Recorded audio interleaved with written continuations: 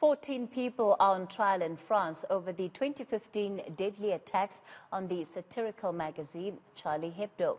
They're accused of helping militant Islamist attackers who killed 12 people in the publication's Paris office.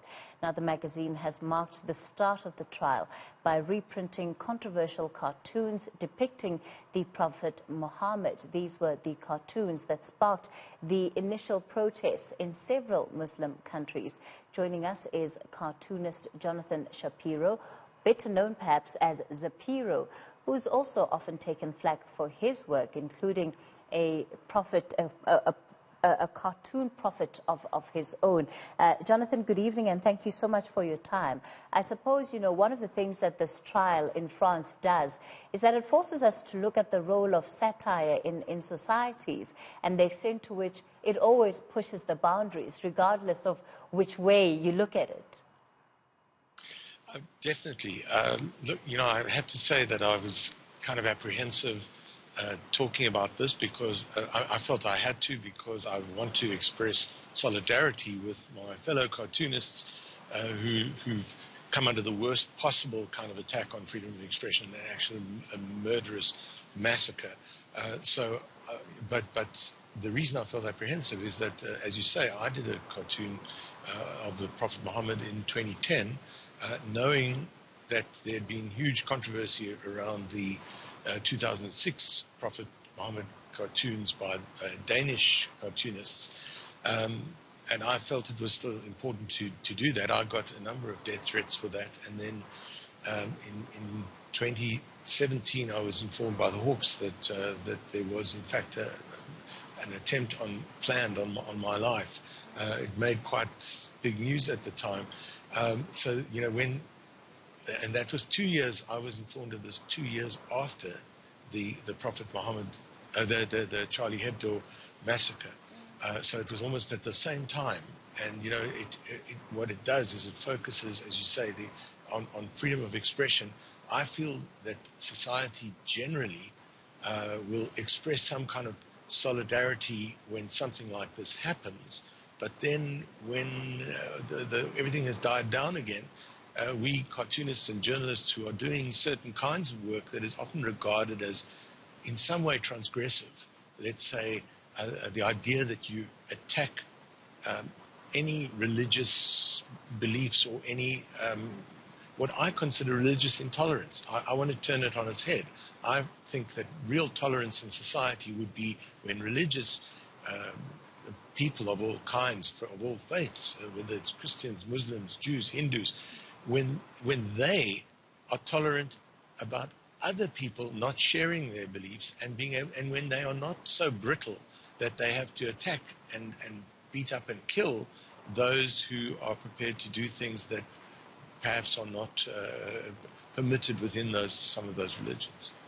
Of course, part of the misinterpretation of the work that individuals like yourselves do comes from, you know, a fundamental misunderstanding of the role that satire does play in societies. But most importantly, perhaps, what your motive or intent is when you are putting that piece together. Take us a little bit into the thought process.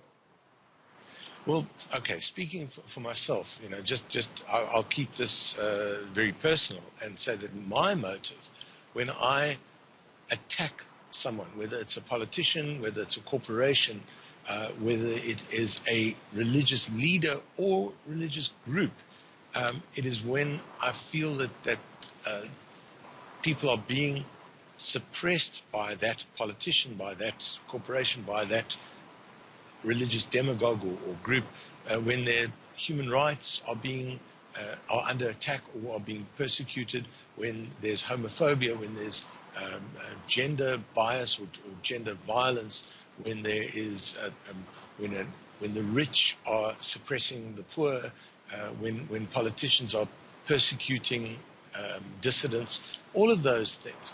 And so when let's say now going back to Charlie Hebdo, they would for some of the same reasons, they would attack all sorts of religious beliefs and all kinds of people. The cartoons often use hyperbole or exaggeration, and they use the hypothetical or the what if to show just how badly people are being. You sort of take things to the extreme to focus on what is happening.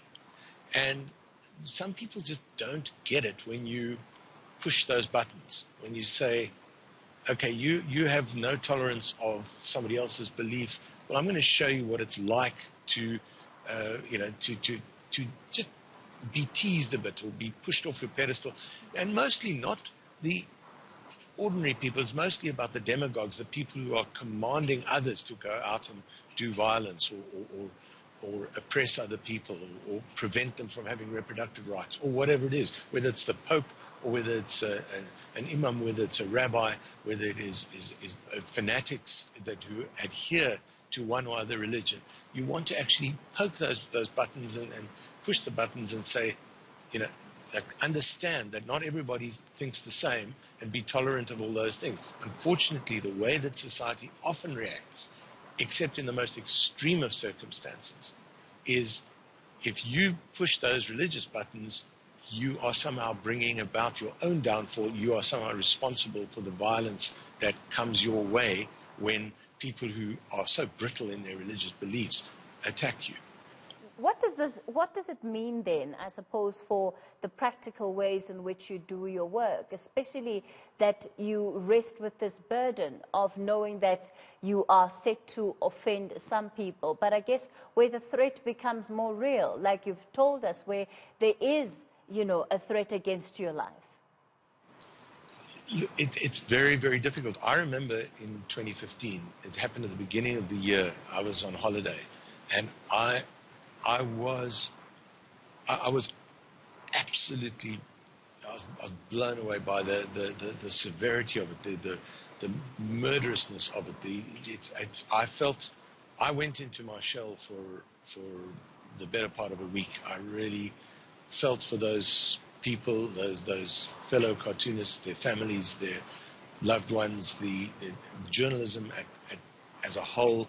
It's really difficult, and it's very difficult not to self-censor.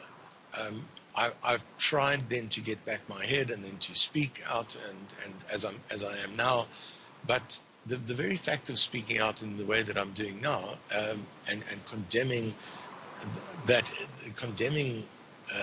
this sort of attack and this sort of intolerance, it puts you in the crosshairs again, and so you get identified with people who say, well, he's one of those kind of people. I just feel that I do have to speak, but it does make one very, very circumspect, and I don't want it to end up in my self-censoring.